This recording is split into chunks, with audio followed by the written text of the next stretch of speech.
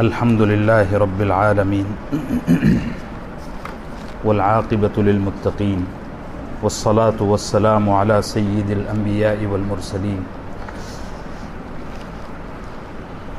نبينا ومولانا محمد وعلى آله وصحبه أجمعين أما بعد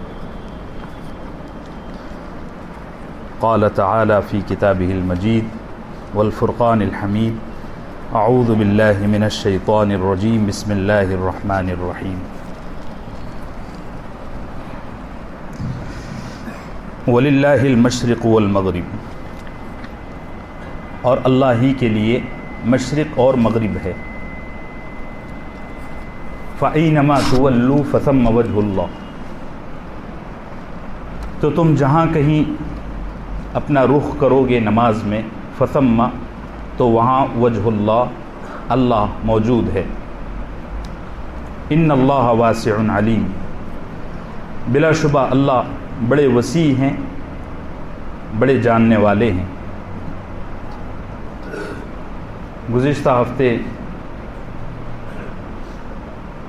ان آیات کا خلاصہ عرض کیا جا چکا تھا. کچھ سوالات ساتھیوں کی طرف سے تھے، ان کے جوابات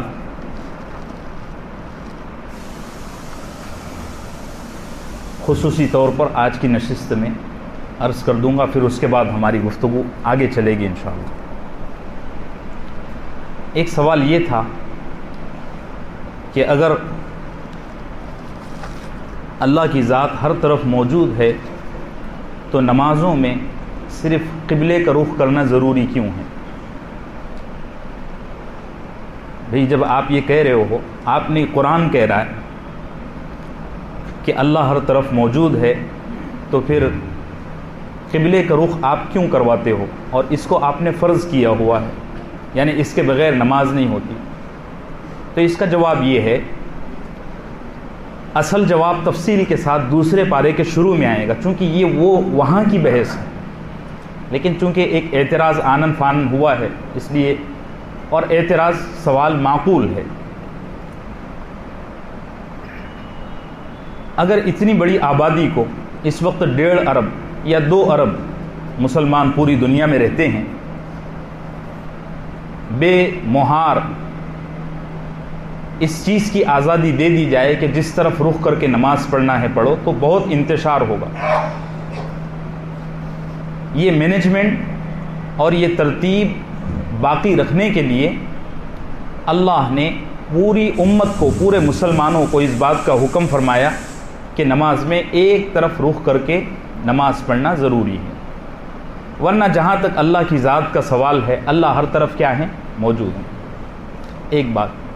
دوسری گزارش اس سلسلے میں مسائل کے اعتبار سے یہ، وہ میں خود بھول بھی گیا تھا گزشتہ ہفتے، رفتار میں میرے ذہن سے وہ نکل گیا، کہ نفل نمازوں میں سفر کے دوران قبلے کا رخ کرنا ضروری نہیں ہے. اگر آپ کو پتہ ہے آپ کر سکتے ہیں تو بالکل کرنا چاہیے. لیکن آپ سواری پر سوار ہیں اور آپ کو پتہ نہیں چل رہا ہے کہ کس سمت میں قبلہ ہے، اور کچھ ایسے حالات اور بھی ہیں کہ جو آپ کے لیے سازگار نہیں ہیں، اور آپ چاہتے ہیں کہ میں نفل نماز ادا کروں، تو شریعت کا حکم یہ ہے کہ ایسے مواقع میں آپ جس طرف سواری جا رہی ہے اس طرف رخ کر کے نماز ادا کر لیں. لیکن نفل نماز، فرض کے تعلق سے یہ قاعدہ اور یہ ضابطہ ہے کہ فرض نماز میں قبلہ رخ کرنا ضروری ہے، چاہے سفر ہو چاہے حضر ہو. لیکن سفر میں اس چیز کی گنجائش ہے کہ آپ سفر میں ہیں اور آپ کو پتہ نہیں ہے کہ قبلے کا رخ کس طرف ہے، تو شریعت کہتی ہے کہ ایسے موقع پر آپ پر تحری کرنا واجب ہے. تحری کا مطلب ہے غور کرنا، اچھے سے دیکھ لے کہ سورج اس طرف غروب ہو رہا ہے اور ہم جس سمت میں جا رہے ہیں وہ کون سی سمت ہے، کون سی سائیڈ ہے، ساری چیزوں پر غور کر لے. پھر عقل اور دل جس معاملے میں مطمئن ہو جائیں اس سمت میں رخ کر کے نماز ادا کرو. فرض کے تعلق سے قاعدہ ہے، دوران نماز اگر آپ کو کسی نے آ کر کہا اور وہ مضبوط آدمی ہے، اوتھنٹک آدمی ہے، کہ بھئی آپ جس طرف رخ کر کے نماز پڑھ رہے ہو وہ غلط ہے، کعبہ اور قبلہ اس طرف ہے، تو چالو نماز میں آپ پر گھومنا واجب ہے، چالو نماز میں۔ اس کی ساری تفصیل دوسرے پارے کے شروع میں آئے گی تحویل قبلہ کے موضوع میں، لیکن یہاں ایک دو مسائل تھے میں نے عرض کر دیا۔ تو نفل نماز کے تعلق سے بھی وضاحت ہو گئی، فرض کے تعلق سے بھی وضاحت ہو گئی، اور جو آپ کا سوال تھا کہ جب اللہ ہر طرف موجود ہے تو پھر قبلے کا رخ کرنا کیوں ضروری ہے، اس کی بھی وضاحت آپ کے سامنے ہو گئی۔ باقی یہ جو بحث ہے تحویل قبلے کی یا جہت قبلے کی، یہ دوسرے پارے کے بالکل شروع میں سیقول السفہاء من الناس ما ولاہم عن قبلتہم التی کانوا علیہا میں آ رہی ہے، اس لیے دل تھام کے بیٹھیے، تھوڑا انتظار کیجیے۔ اور چلیے بس، وقالوا اتخذ اللہ ولدا، اور یہودیوں نے کہا اور نصارہ نے کہا کہ اللہ نے بیٹا بنایا ہے، سبحانہ، حالانکہ اللہ کی ذات پاک ہے۔ اللہ کے لیے اولاد ثابت کرنا یہ اللہ کو گالی دینے جیسا ہے، بلکہ اللہ کے لیے گالی ہے۔ مشکات شریف کی حدیث ہے، ایک دفعہ سیدنا موسیٰ علیہ السلام نے اللہ سے شکوہ لگایا اور فرمایا کہ اے اللہ، یہ تیرے بندے مجھے بڑا ستاتے ہیں، کبھی مجھے ماں بہن کی گالی دیتے ہیں، کبھی مجھے رسوا کرتے ہیں، کبھی مجھ پر کوئی تہمت لگا دیتے ہیں وغیرہ وغیرہ۔ تو اللہ نے فرمایا موسیٰ تم بڑے جلال میں آ رہے ہو، ان کا میرے ساتھ بھی یہی سلوک ہے۔ تو موسیٰ علیہ السلام بڑے چونکے کہ اللہ تو قادر مطلق ہے، اور تیرے ساتھ ان کا یہ سلوک مجھے سمجھ میں نہیں آتا۔ تو اللہ نے فرمایا دیکھو میں اولاد سے اور عیب سے پاک ہوں، لیکن انسانوں کی بڑی تعداد ایسی ہے جو مجھے کہتی ہے کہ اللہ کی اولاد ہے۔ ٹھیک ہے، اچھا، اللہ کی اولاد کے بارے میں گزشتہ ہفتے میں نے کچھ وضاحت کر ہی دیا تھا کہ یہودی کہا کرتے تھے کہ اللہ کا بیٹا ہے عزیر، اور نصارہ کہا کرتے تھے کہ اللہ کے بیٹے عیسیٰ ہیں۔ یہ دونوں عقیدے تھے۔ جب یہ دونوں عقیدے مشرکین نے بنا لیے بیٹا اور بیٹے کا، تو مشرکین خاموش تھے، انہوں نے دیکھا کہ اپنا بھی کوئی اسٹیٹس ہونا چاہیے، تو انہوں نے بھی کہا کہ اللہ کی بیٹیاں فرشتے ہیں۔ ٹھیک ہے، تو یہ عجیب ایک طرح کا اپنا مذاق اور مزاحیہ عقیدہ تھا، یہ اللہ کی شان میں بڑی توہین ہے۔ اللہ ہم سب کو اس سے محفوظ رکھے۔ اللہ نسب کے اور نسل کے رشتوں سے پاک ہے۔ یہ موضوع انشاءاللہ سورہ اخلاص میں آئے گا 30ویں پارے میں۔ اللہ ہم کو 150 سال کی عمر عطا فرمائے، چونکہ ہمارا جو موٹا موٹا حساب ہے 10 پارے 5 سال، ایک پارہ 5 سال میں تو 10 پارے 50 سال میں، تو 30 پارے 150 سال میں۔ اور سورہ یوسف ایسی ہے کہ میرا خیال ہے تنہا اس سورت کو سمجھانے کے لیے 15-20 سال چاہیے، تو 170-80 تو ایسے ہی ہو گئے۔ اللہ اتنی عمر عطا فرمائے یا اتنی برکت دے کہ ہم جو ہے تو اس کو مکمل کر سکے۔ ایک بیچ کا راستہ یہ بھی ہے کہ درس قرآن کی نشستوں میں اضافہ کر دیا جائے، ہفتے میں ایک ہی ہوتی ہے تو 2-3 کی جائے، لیکن اس میں یہ ہوگا کہ پھر بس مشکل سے 4-5 لوگ آئیں گے، یہاں جذبات میں لوگ کہہ دیتے ہیں، پھر بعد میں آتا واتا کوئی نہیں ہے، تو یہ جمعے کا جو چل رہا ہے بس وہی ٹھیک ہے۔ تو یہ ایک اور حدیث ہے، سیدنا عبداللہ ابن مسعود رضی اللہ عنہ اس کے راوی ہیں، وہ فرماتے ہیں کہ اللہ کے نبی صلی اللہ علیہ وسلم نے فرمایا کہ اپنے مزاج کے خلاف ہوتا ہوا دیکھ کر برداشت کرنے والا سب سے بڑے اللہ ہیں۔ دیکھو رات دن اللہ کی کتنی نافرمانی ہوتی ہے، رات دن 24 گھنٹے، بلکہ ہم میں سے اس وقت یہاں کس نافرمانی کی حالت میں بیٹھا ہوا ہم کو اس کا شعور بھی نہیں، لیکن اللہ اس وقت بھی اس پر کیا کر رہے ہیں، رحم کر رہے ہیں۔ پھر عبداللہ ابن مسعود رضی اللہ عنہ فرماتے ہیں کہ دیکھو اللہ کو رات دن گالیاں بھی دی جاتی ہیں، اور گالی کی شکل یہ ہے کہ اللہ کے تعلق سے یہ کہا جاتا ہے کہ اللہ کے بیٹے ہیں، اللہ کی بیٹیاں ہیں وغیرہ وغیرہ، اور اللہ کی بیوی ہے وغیرہ وغیرہ۔ یہ اللہ کی شان میں توہین ہے۔ گالی کا مطلب توہین، کسی کو گالی اسی لیے دی جاتی ہے کہ اس کی توہین کی جاتی ہے، تو یہ ساری اللہ کی توہین ہے، لیکن اللہ اس سب کے باوجود اس کو برداشت کر رہے ہیں۔ اور کتنے بڑے قادر ہیں، کہ ایک لمحے میں کچھ کا کچھ ہو سکتا ہے اللہ کے ایک اشارے سے، لیکن اللہ عذاب کو ٹال رہے ہیں. ٹھیک ہے. وقالوا اتخذ اللہ ولدا، اور یہود اور نصارہ نے کہا کہ اللہ نے بیٹا بنا لیا. سبحانہ، اللہ کی ذات اس سے پاک ہے. اللہ کی اولاد کا عقیدہ رکھنا اس لیے توہین ہے کہ اولاد بڑھاپے میں سہارا ہوتی ہے. اللہ اولاد جو ہے تو بڑھاپے میں سہارا ہوتی ہے، اور اللہ سہاروں سے پاک. ٹھیک ہے. مختصر بات یہاں، باقی یہاں علماء نے عقلی اعتبار سے بڑی لمبی چوڑی بحثیں کی ہیں، لیکن حاضرین کا لیول نہیں ہے کہ میں ساری چیزیں یہاں نقل کروں، بس اتنا کافی ہے. اولاد بڑھاپے میں اور کمزوری کے ایام میں سہارا ہوتی ہے، اور اللہ سہاروں سے، اللہ ضرورتوں سے کیا ہے؟ پاک ہے. اسی لیے فرمایا سبحانہ بل لہ ما فی السماوات والارض، بلکہ تمام وہ چیزیں جو آسمانوں میں ہیں اور جو زمین میں ہیں وہ اللہ کی ملکیت ہے. معلوم ہوا کہ مخلوق اور خالق میں جو رشتہ ہے وہ ملکیت کا رشتہ ہے، نسب کا رشتہ نہیں ہے. کائنات کا ہر ذرہ، ہر انسان، ہر بشر، چاہے نبی ہو غیر نبی ہو، ہر چیز اللہ کی ملکیت ہے، اللہ کی ولدیت میں نہیں ہے، اللہ کی اولاد نہیں ہے. بات سمجھ رہے؟ بل لہ ما فی السماوات والارض کل لہ قانتون، سارے کے سارے اللہ ہی کے فرما بردار ہیں. بدیع السماوات والارض، اللہ آسمانوں کو اور زمین کو پیدا فرمانے والے ہیں. یہاں ہمارے صاحب جلالین نے لکھا ہے کہ موجدہما لا علی مثال سبق، کہ اللہ نے آسمانوں اور زمین کو پیدا کیا ہے. یہاں پیدا کرنے کے لیے بدیع کا لفظ ہے، خالق السماوات والارض نہیں کہا، بدیع السماوات. بدیع کہتے ہیں ایسا پیدا کرنے والا جو بغیر اسباب کے اور بغیر نمونے کے کسی چیز کو پیدا کرے. انسان بھی بہت ساری چیزیں پیدا کر رہے ہیں، لیکن انسان پیدا کرنے میں چیزوں کے اور نمونوں کے، سمپلس کے محتاج ہیں کہ نہیں؟ اب انسان بھی مرغیاں بنا رہا ہے کہ نہیں بنا رہا ہے؟ دیکھ لو آپ حیدرآباد میں جا کے، بڑی بڑی فیکٹریاں ہیں، لیکن کیا انسان اس مٹیریل سے بے نیاز ہو گیا جو اللہ ہے؟ بتاؤ.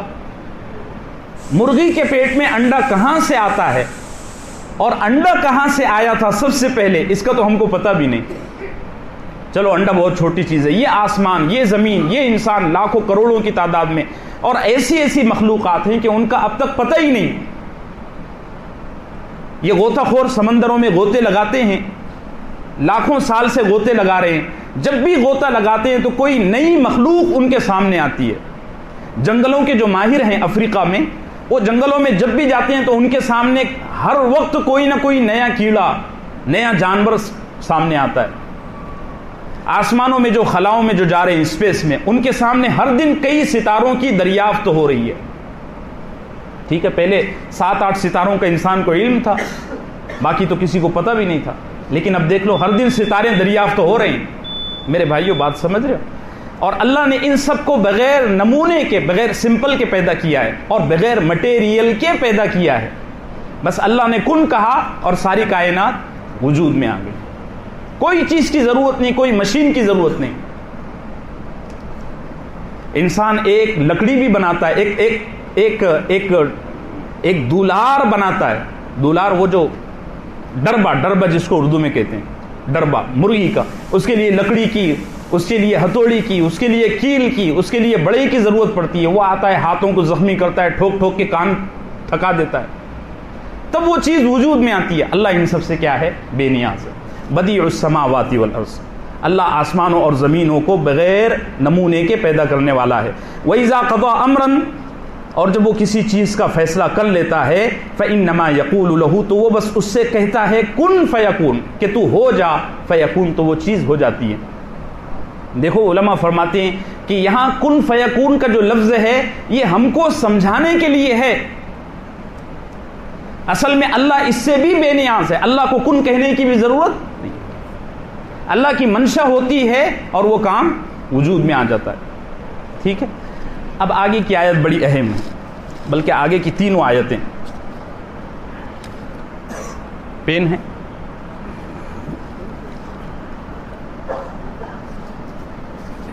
یہ نہیں مارتا ہوں، پہلے میں اس کو ایسے ہی سمجھا دیتا ہوں، پھر بورڈ پر جو ہے تو تفصیلات درج کروں گا. ترجمہ: وقال الذین لا يعلمون، اور ان لوگوں نے کہا، الذین لا يعلمون، جو علم نہیں رکھتے. لولا یکلمنا اللہ، کیوں اللہ ہم سے بات نہیں کرتا. او تأتینا آیہ، یا ہمارے پاس کوئی معجزہ، کوئی آیت کیوں نہیں آ جاتی. کذالک، اسی طرح کہا قال الذین من قبلہم، ان لوگوں نے جو ان سے پہلے تھے، مثل قولہم، انہی کی طرح بات. تشابہت قلوبہم، ان کے دل ایک جیسے ہو گئے ہیں.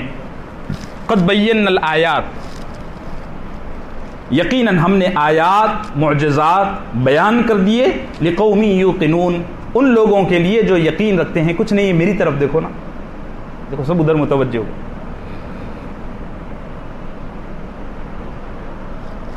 آگ جل رہی ہے بھائی، کچھ نہیں ہے، وہ سارے ادھر متوجہ.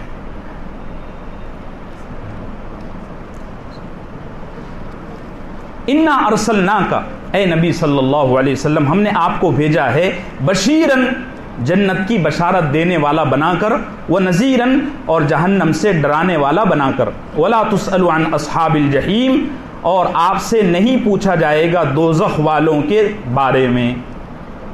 ولن ترضی، اور ہرگز راضی نہیں ہوں گے، ان کا، آپ سے، الیہود ولن نصارا، یہودی اور نہ نصارا، حتی تتبع ملتہم، یہاں تک کہ آپ ان کی ملت کی اتباع نہ کر لیں.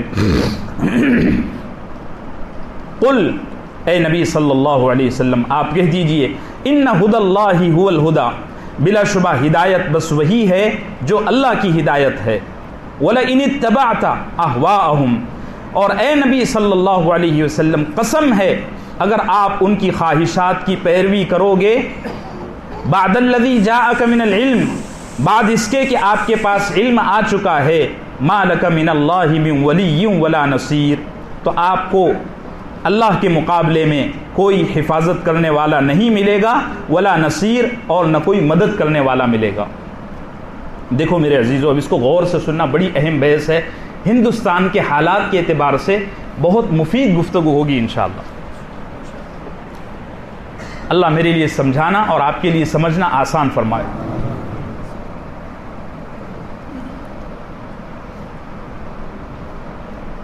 ہر دور کا باطل اور ہر دور کا کفر حق کے مقابلے میں یا حق کے انکار کے لیے الگ الگ راستے، الگ الگ طریقے، الگ الگ آئیڈیے استعمال کرتا ہے. اچھا، سب کافر، سب اہل باطل ایک سے اور ایک جیسے نہیں ہوتے. کچھ وہ بھی ہوتے ہیں جو حق کو دیکھ کر، حق کی روشنی، حق کی تابانی، حق کی حقانیت کو دیکھ کر فوراً قبول کر لیتے ہیں.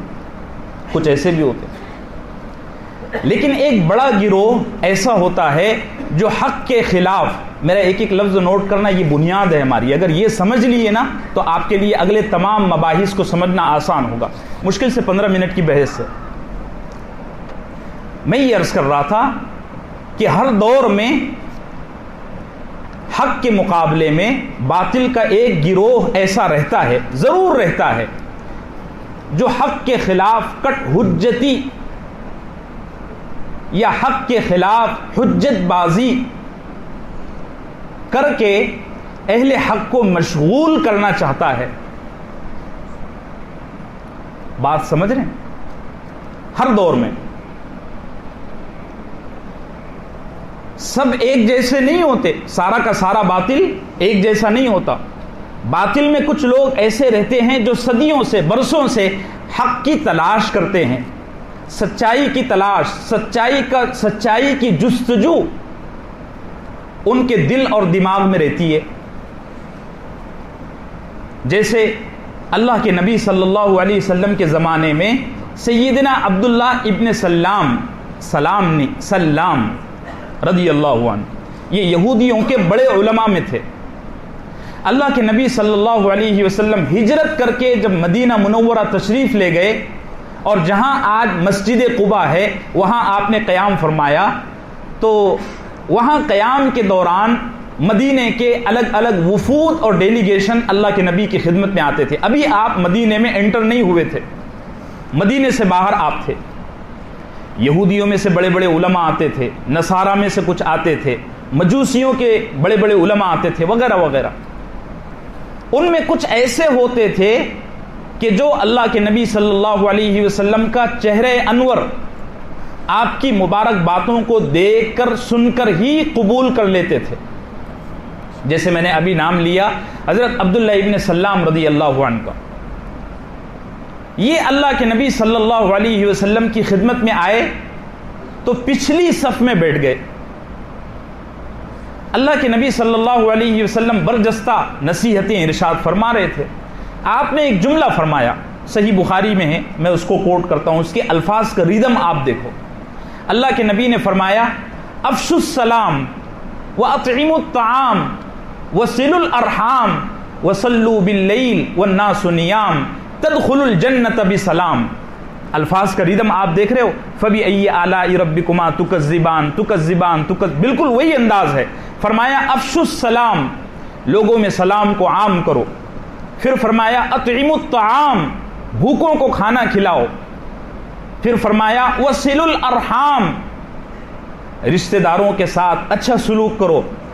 یہ تین باتیں بتائی. پھر اس کے بعد فرمایا تدخلوا الجنۃ بسلام, اگر یہ کام تم کر لو گے تو سلامتی کے ساتھ, امن و امان کے ساتھ جنت میں داخل ہو جاؤ گے.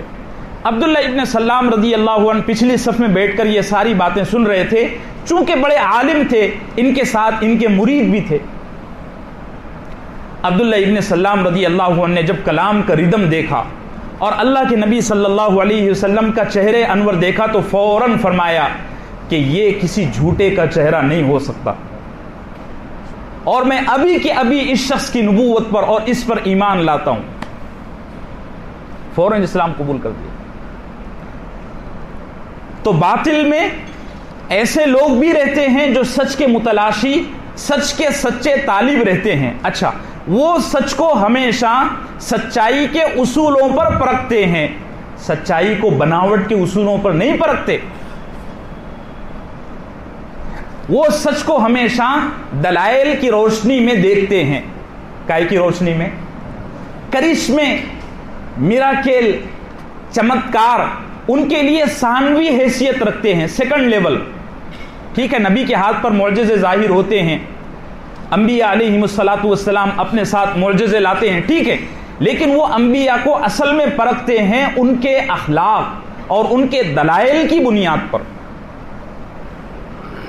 چمتکار تو سڑک پر وہ گاروڑی بھی کر رہا ہے, ہمارے یہاں گاؤں میں اس کو گاروڑی کہتے ہیں, آپ پتہ نہیں کیا کر رہا ہے کہ نہیں کر رہا ہے.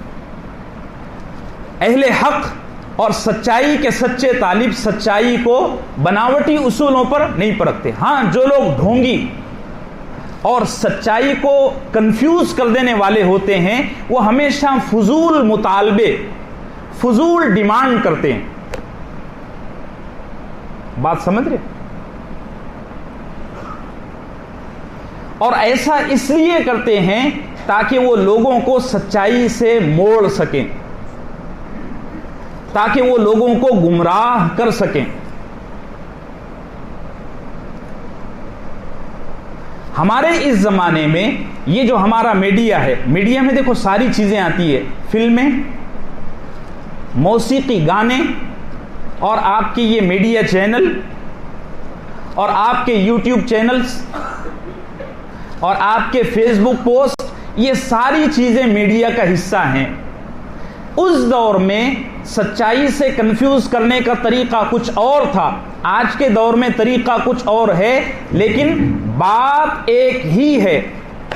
جیسے اس دور میں اہل حق کو پریشان کرنے کے لیے, اہل حق کو کام پر لگانے کے لیے جو طریقے, جو حربے, جو آئیڈیے استعمال کیے جاتے تھے وہی آج بھی ہو رہے ہیں.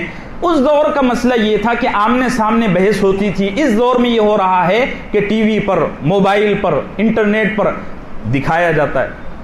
فضول مطالبے, فضول ڈیمانڈ, فضول سوالات, یاد رکھو جو لوگ آپ سے فضول سوالات کر رہے ہیں ان کا جواب دینے کی ضرورت. ایک بہت لیٹسٹ مثال آپ کو دیتا ہوں, بہت جلدی سمجھ میں آئے گا. آج کل بازار میں بہت چل رہا ہے, چونکہ جس کے بارے میں میں مثال دے رہا ہوں وہ خود بازاری شہرت کا حامل شخص ہے.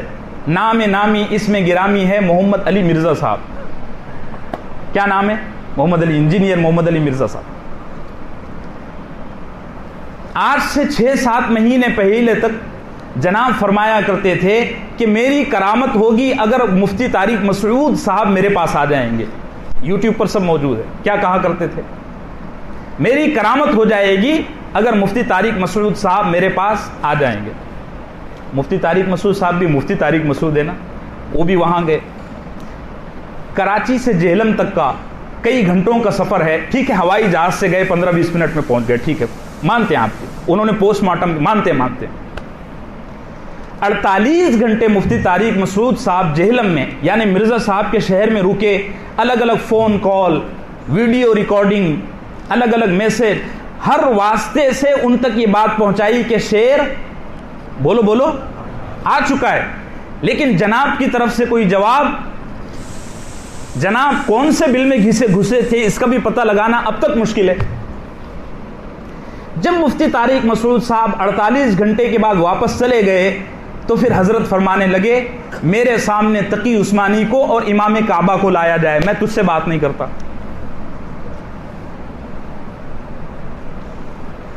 پہلے کیا کہا کرتے تھے؟ بھئی آپ میں جب دم خم نہیں ہے تو چیلنج مت کرو نا, نارمل بات چلاؤ نا. لیکن آپ میں دم خم ہے اور آپ بڑے بڑے چیلنج کر رہے ہیں تو پھر اپنی کرامت کا سچا ہونا بھی تو ثابت کرو. یہ ہو گئی مفتی طارق مسعود صاحب کی اور انجینئر صاحب کی بات. ہمارے انڈین میڈیا میں آپ دیکھیں گے طرح طرح کے اعتراضات اسلام پر, بےہودہ اعتراضات. جی اسلام عورتوں پر ظلم کے تعلق سے ایسا کرتا ہے, جی اسلام عورتوں کو برابری کی بات نہیں کرتا ہے. تم کون سی برابری دیتے ہو؟ وہ عورت عافیت میں ہے جو 5 بچوں کو اور اپنے شوہر کو کھلا رہی ہے, یا وہ عورت عافیت میں ہے جو اسکرٹ پہن کر پورے ہوائی جہاز میں ایک ایک مسافر کو گڈ مارننگ سے لے کر گڈ ایوننگ تک کی مسکرا کر ہوسٹنگ کر رہی ہے؟ بتاؤ. جس آدمی سے, جس عورت سے اپنے 5 بچے نہیں سنبھالے جا رہے, ایک شوہر نہیں سنبھالا جا رہا, تم اسی عورت کو 500 مسافروں کے حوالے کر رہے ہو, اور وہ بھی شرطوں کے ساتھ, کچھ تنخواہ دے کر. اب تو میرا خیال ہے ایئر انڈیا کنگال بھی ہو گیا ہے. کچھ تنخواہ دے کر. عافیت میں کون ہے؟ بولو. عقل کیا کہتی ہے؟ ارے بولو نا. جو عورت گھر میں سفر کی حالت خود تھکا دینے والی ہوتی ہے, ہوائی جہاز کا سفر سب سے زیادہ تھکانے والا ہے میرے تجربے کے مطابق. اس میں صرف یہ ہے کہ بندہ جلدی پہنچتا ہے, لیکن وہ جلدی پہنچنا بھی جلدی پہنچنا نہیں ہوتا. 4 بجے کی فلائٹ ہے شام میں تو بندے کو صبح 7 بجے سے اس کے لیے بھاگ دوڑ کرنا پڑتی ہے. اس لیے میرا تو مزاج یہ ہے کہ 3 دن کا ٹرین کا سفر اگر ہے تو میں پلین کے ذریعے سفر کرتا ہوں, نہیں تو اگر 10-12 گھنٹوں کا سفر ہے بھیا اپنی ٹرین بہت اچھی ہے, کیونکہ وہ اتنا ہی پڑتا ہے. میرے عزیزو بات سمجھ رہے ہو؟ اسلام کے اچھا اس میں ہو یہ رہا ہے, اگلی بات میں آپ سے عرض کر رہا ہوں, اس میں ہو یہ رہا ہے کہ اس طرح کے فضول سوالات, فضول اعتراضات اور فضول پروپیگنڈوں اور کٹ حجتیوں کا جواب دینے کے لیے ہم میں سے کچھ ناسمجھ لوگ اٹھ کر کچھ بھی بک بک کر رہے ہیں. ہمارے اکابر علماء کی اس وقت یہ رائے ہے کہ موجودہ میڈیا پر کسی بھی طرح کے ٹاک شوز میں شرکت نہ کی جاوے, کیونکہ تالیاں بجانے والا بندہ بھی کرایہ پر لایا ہوتا ہے. جو ڈیبیٹر دوسرے بیٹھے ہوئے ہیں وہ بھی طے شدہ سوالات کے ہی جواب دے رہے ہوتے ہیں. یہ سب باتیں کھل کے سامنے آ گئی ہے. TRP بھی خریدی ہوئی ہوتی ہے, اب تو یہ بھی کھل کے آ گیا. لو جی, آ گیا کہ نہیں آ گیا؟ جو 3-4 بیٹھے ہوئے ہوتے ہیں وہ بھی ان کے مولانا صاحب کو بھولے پن میں بلایا جاتا ہے یا پروفیسر صاحب کو بھولے پن میں بلایا جاتا ہے, ان پر خوب سوالات داغے جاتے ہیں, یہ بیچارے ڈھیر ہو جاتے ہیں.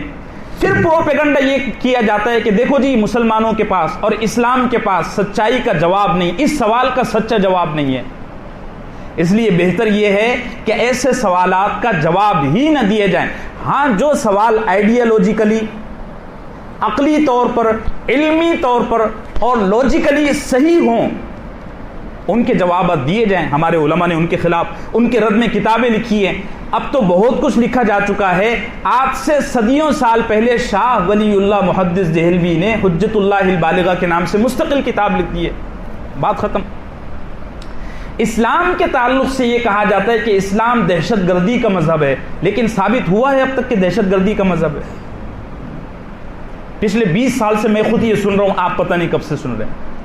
اب میں اس کو بورڈ پر آپ کو سمجھاتا ہوں تاکہ آپ کو بڑی آسانی سے اور بڑے میٹھے انداز میں ساری تفصیل سمجھ میں آ جائے، پھر اگلی باتیں ہم انشاءاللہ عرض کریں گے۔ یہ بنیاد میں نے آپ کو بتا دیا۔ دیکھیے،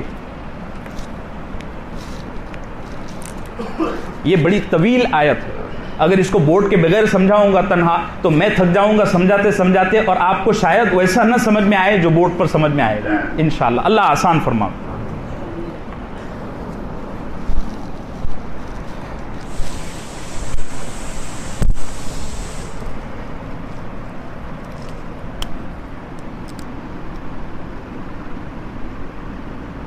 یہ آیت شریفہ ہے جو ابھی ہمارے درس میں چل رہی ہے۔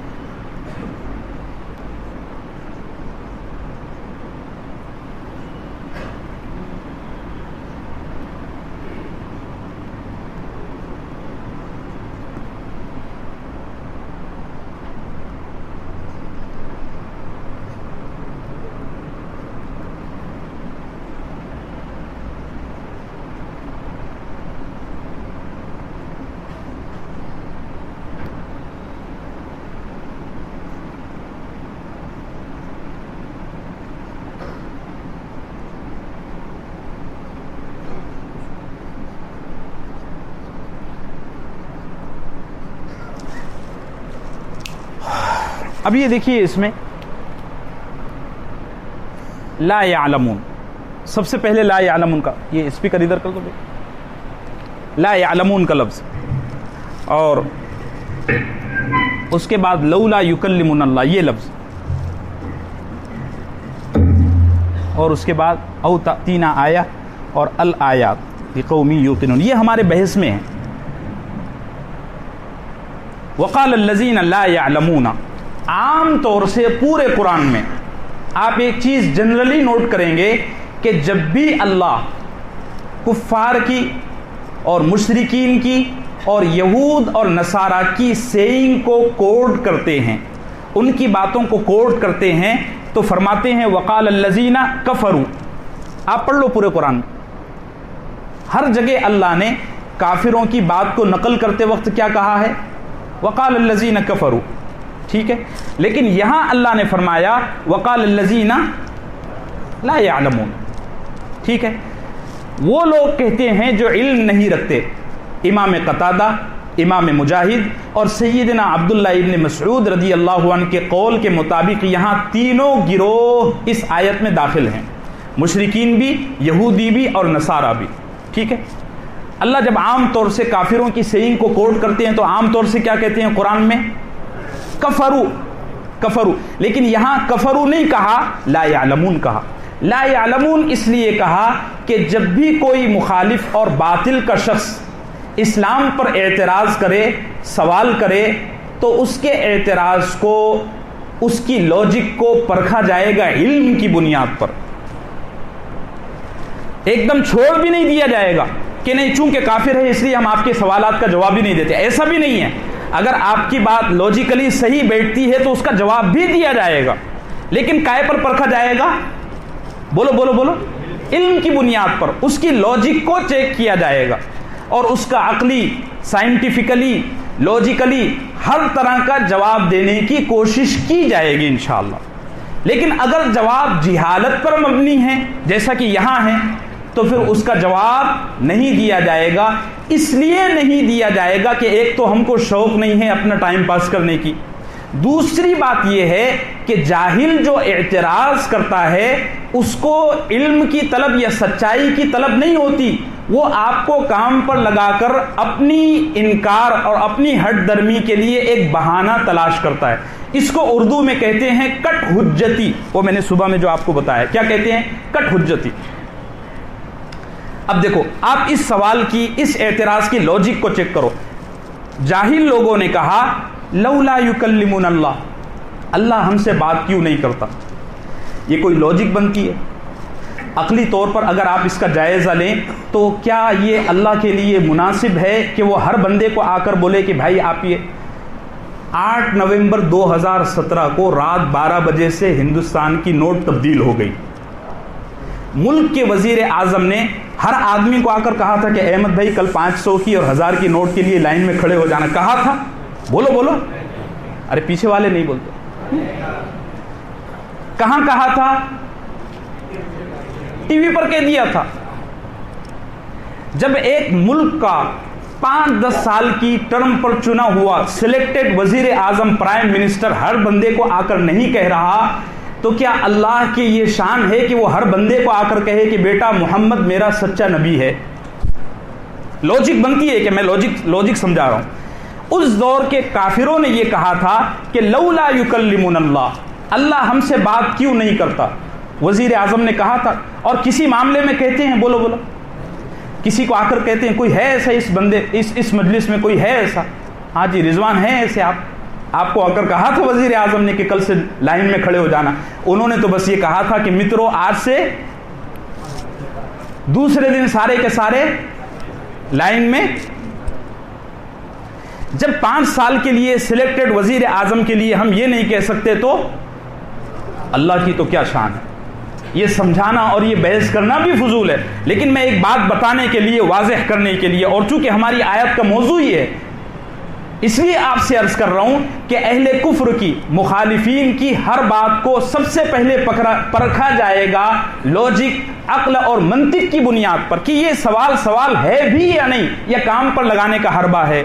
اس دور میں ہم سے سوالات کم کیے جاتے ہیں اور کام پر زیادہ اچھا اس میں ہوتا کیا ہے کہ آپ جیسے بھولے بھالے سیدھے سادے, آپ جیسے کیا مجھ جیسے لوگ بھی بہت ساری دفعہ کسی غبارے باز یا کسی حجت باز میڈیا اسپوک پرسن, میں اشارے واضح نہیں کر سکتا, آپ نام خود بخود آپ کے ذہن میں آ جائیں گے, میڈیا اسپوک پرسن جو کسی خاص سیاسی پارٹی کا اسپوک پرسن ہوتا ہے, وہ آ کر خوب دھماکے دار لچھے دار تقریر کرتا ہے تو آپ لوگ بھی بڑے امپریس ہوتے ہو. مجھ سے خود مسلم نوجوانوں نے کہا کہ مولانا صحیح بات تو یہ ہے کہ مسلمان اور اسلام میں عورتوں پر بڑا ظلم کیا جاتا ہے. نعوذ باللہ.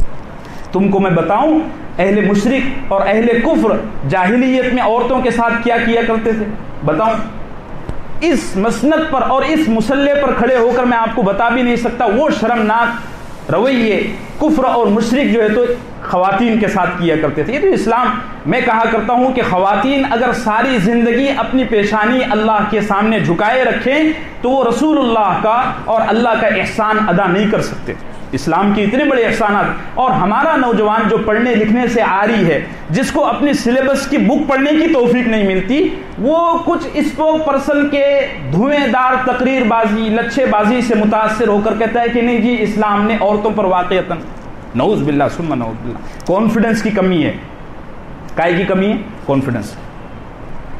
تو سب سے پہلے پرکھا گیا علم کی بنیاد پر. اب دیکھو, مشرکین نے کہا, یہودیوں نے کہا اور نصارہ نے کہا کہ اے محمد صلی اللہ علیہ وسلم, اگر آپ سچے نبی ہو تو آپ کے سچے نبی ہونے کی سند اور سرٹیفکیٹ ہم کو اللہ سے چاہیے. لولا یکلمون اللہ, اللہ ہم سے بات کیوں نہیں کرتا. آپ قرآن کا انداز دیکھیے اور قرآن کی بلاغت دیکھیے, لفظ لفظ پر قرآن ہم کو راستے بتاتا ہے کہ کب کس زمانے میں فتنوں سے کیسا نمٹنا ہے. اس طرح کے سوالات جس کی کوئی لاجک نہیں بنتی, ان کے جوابات دینا فضول ہے.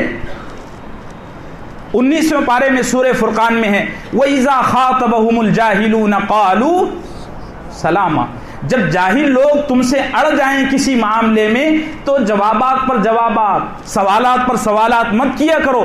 یہ جو اعتراض کر رہے ہیں نا میڈیا چینلوں پر بیٹھ کر, یہ سمجھنے کے لیے اور حق کی تلاش کے لیے نہیں کر رہے, یہ تم کو بزی کر رہے ہیں, کام پر لگا رہے ہیں. اللہ چاہتا تو مشرکین کی اس بات کا جواب دے سکتا تھا, اللہ کے لیے کچھ دور ہے.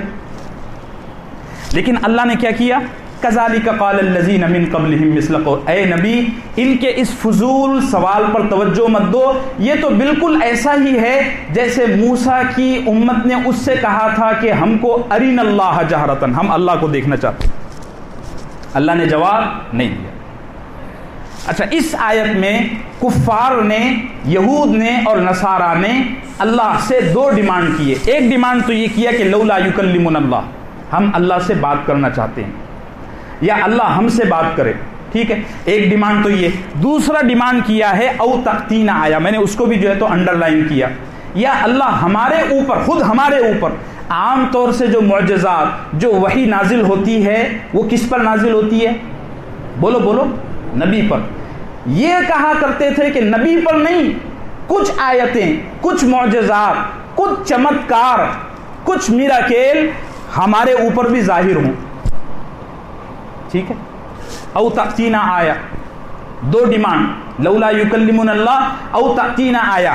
اللہ نے پہلے ڈیمانڈ کے بارے میں جواب دینا بھی مناسب نہیں سمجھا، بلکہ فرمایا کذالک قال الذین، یہ فضول باتیں، اس پر توجہ مت دو، اہل علم کی، اہل ایمان کی شان نہیں ہے، اسی لیے ہمارے موجودہ اکابر، اللہ طویل عمر عطا فرمائے، میرے مشفق اور میرے رابطے میں رہنے والے، میں جن سے رابطے میں ہوں، حضرت مولانا سید رابع حسنی ندوی دامت برکاتہم کو اللہ عمر دراز فرمائے، وہ فرماتے ہیں ان فضول میڈیا ٹاک شوز میں جانا، ان کے جوابات دینا فضول ہے، کوئی کام کی بات نہیں، چونکہ جو ٹاک شوز میں بیٹھے ہوئے لوگ ہیں نا، ان کے پیش نظر حق کی تلاش نہیں ہے، اہل اسلام کو، علماء اسلام کو صرف بزی کرنا ان کا مشغلہ ہے۔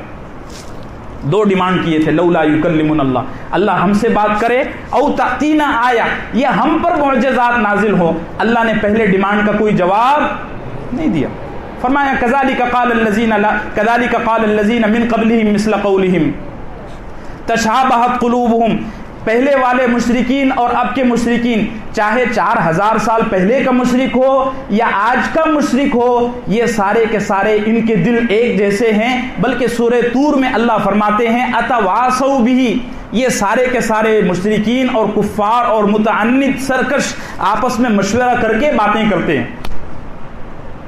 اچھا، دوسرا ڈیمانڈ تھا او تأتینا آیا، اللہ ہم پر کیوں معجزات نازل نہیں کرتا؟ تو اللہ نے فرمایا جہاں تک معجزات کا معاملہ ہے تو قد بینا الآیات لقوم یوقنون، ہم نے معجزات نازل کر دیے ہیں، لیکن ان لوگوں کے لیے نازل کیے ہیں لقوم یوقنون، جو یقین رکھتے ہیں۔ معلوم ہوا کہ جو لوگ آپ کی بات پر یقین نہیں رکھتے، آپ کی سننے کی اور حق کی طلب ان کے مزاج میں نہیں ہے، ان کو جواب دینا فضول ہے۔ میں یہ اس لیے بھی عرض کر رہا ہوں، بس بات ختم ہو گئی، آیت سمجھ میں آ گئی نا؟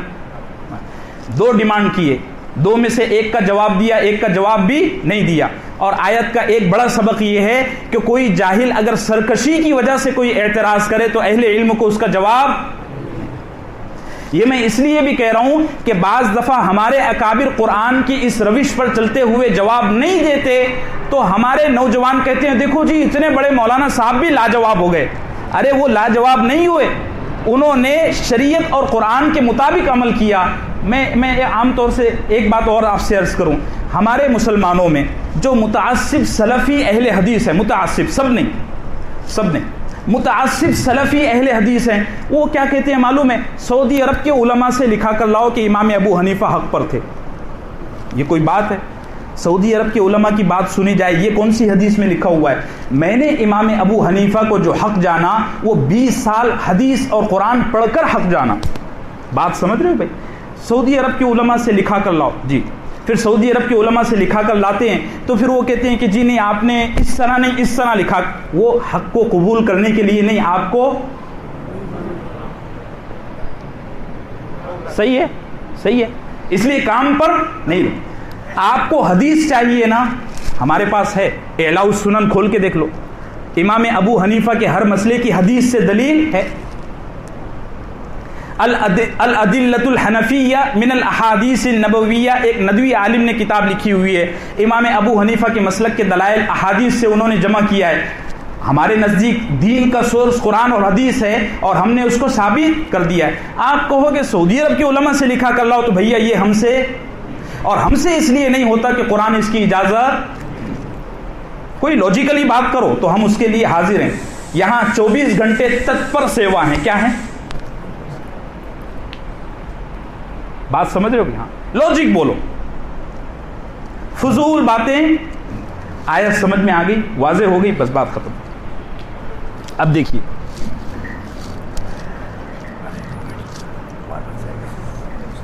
قد بینا الآیات لقوم یوقنون. کیا ہو گیا؟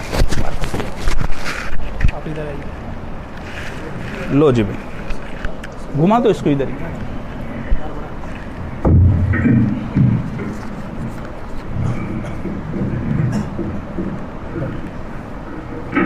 ہمارے اس دور میں غیر مسلموں میں دعوت کا کام بڑا اہم ہے. اس کے کئی فضائل ہیں. فضائل نہیں بھائی، یہ ہندوستان کے مسلمانوں کی اولین ذمہ داری ہے غیر مسلموں میں دعوت کا کام.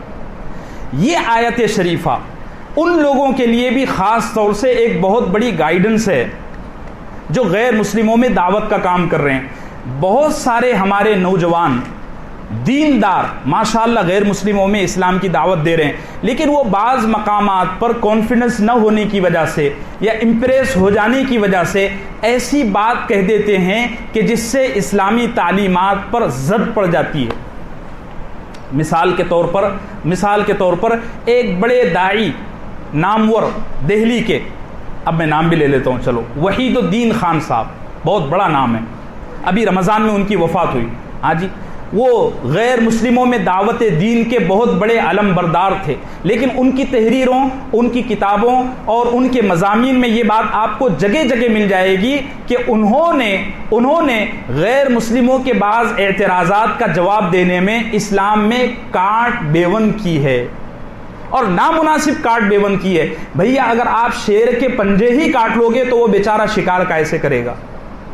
ایک دعوت دین کے علم بردار کہنے لگے کہ جی یہودی حق پر ہیں اور فلسطین میں لڑنے والے مسلمان ٹیررسٹ ہیں. نعوذ باللہ بھائی، نعوذ باللہ.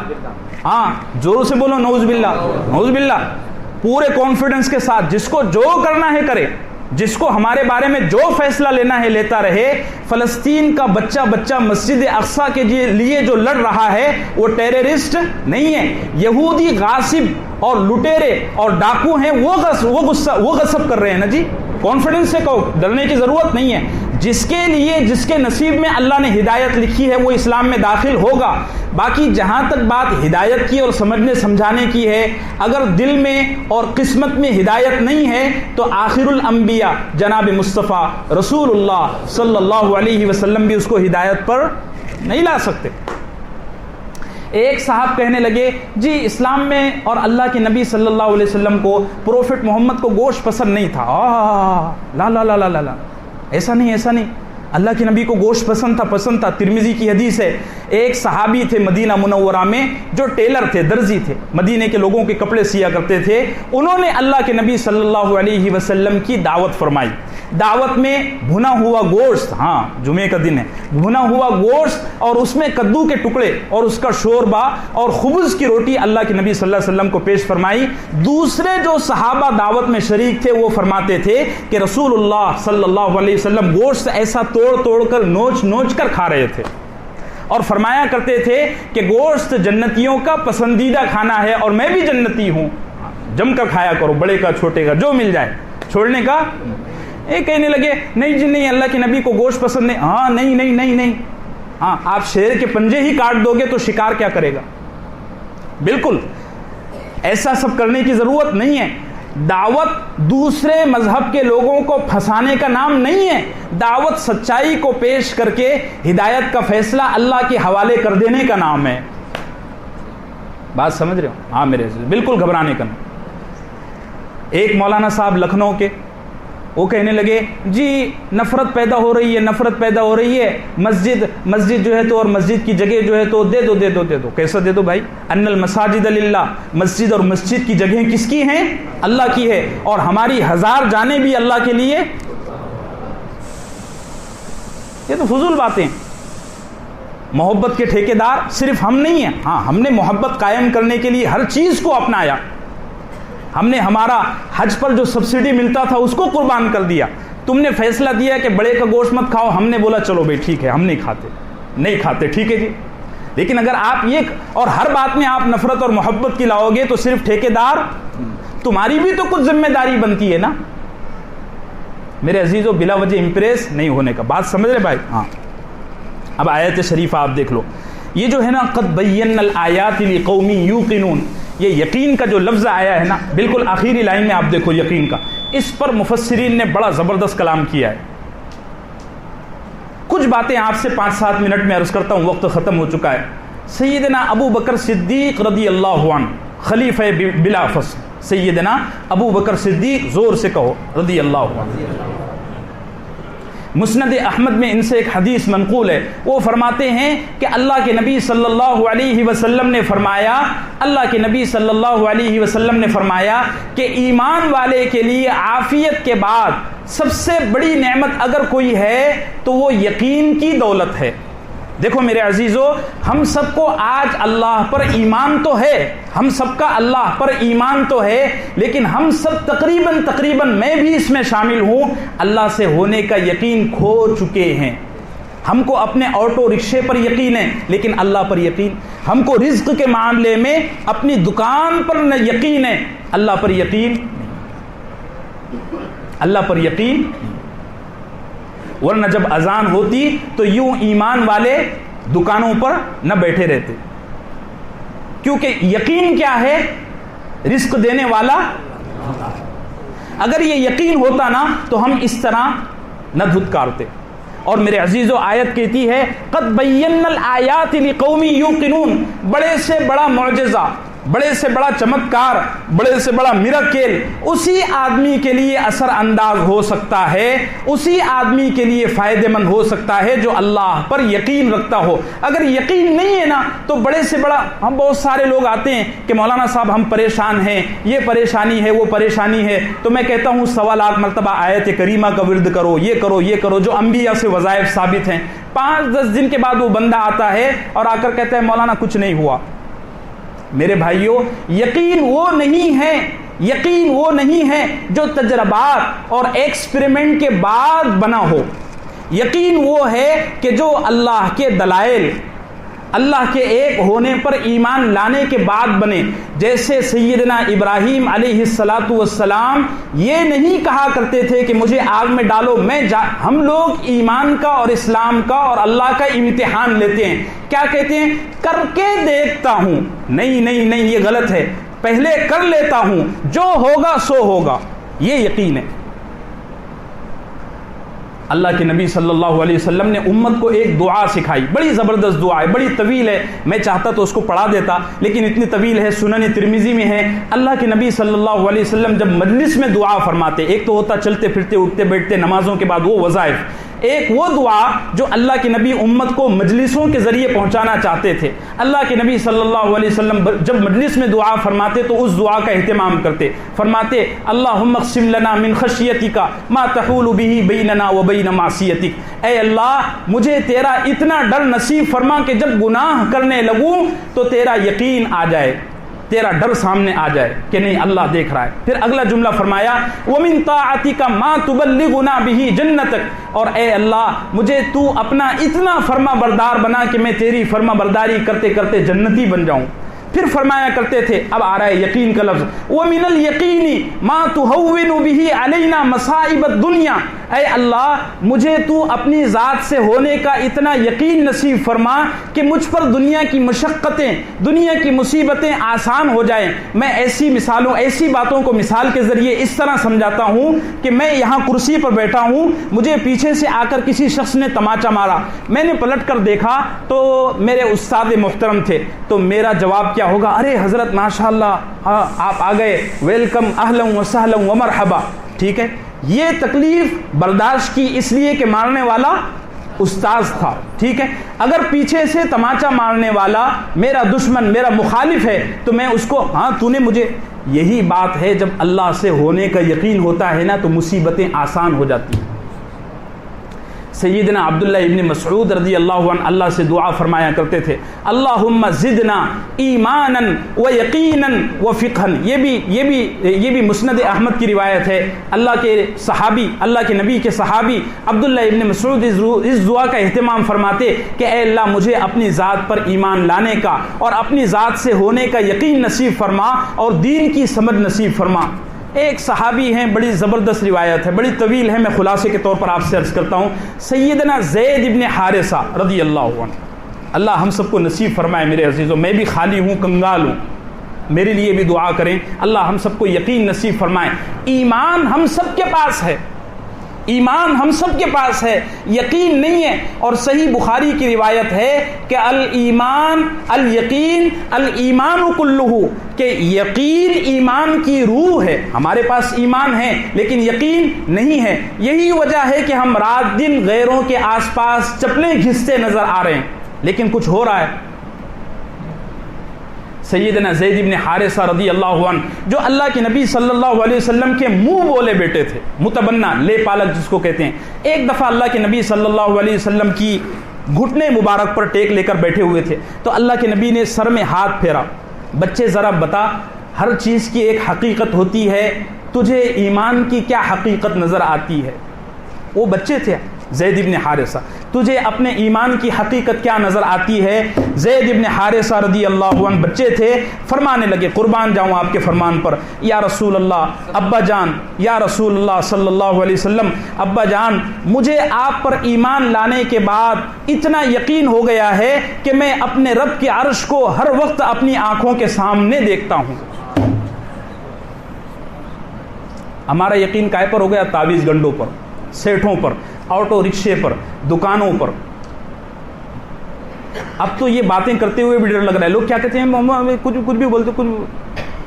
اب تو لوگوں کا یہ معیار اور لیول ہو گیا ہے کہ جائز ناجائز کے مشورے دو، ان کو بولو کہ سود کھانا حرام ہے تو یہ صراحتاً لوگ کہہ رہے ہیں میرے بھائیوں، کہہ رہے ہیں کہ مولانا لوگ ملکوں کو اور دنیا کو ڈبا دیں گے۔ ارے کم بختو، ارے نادانو، تم کو نظر نہیں آتا سود نے انسانوں کو خودکشیوں پر مجبور کیا ہے؟ وہ سوئٹزرلینڈ جہاں پوری دنیا کے خوشنما نظارے ہیں وہاں پر خودکشی کی مشین بنائی جا رہی ہے۔ کوئی تو وجہ ہے کہ ایمان اور یقین کے بعد ہی دلوں کا سکون ملتا ہے۔ یقین اتنی بڑی چیز ہے، ایک بڑا گہرا اشارہ دے کر جا رہا ہوں، یقین اتنی بڑی چیز ہے کہ کمزور، ناتواں، ہتھیاروں سے عاری، ٹیکنالوجی سے عاری ایک چھوٹا سا طبقہ جن کے پاس کالی پگڑی ہوا کرتی تھی آج سے 20 سال پہلے، اس نے ناٹو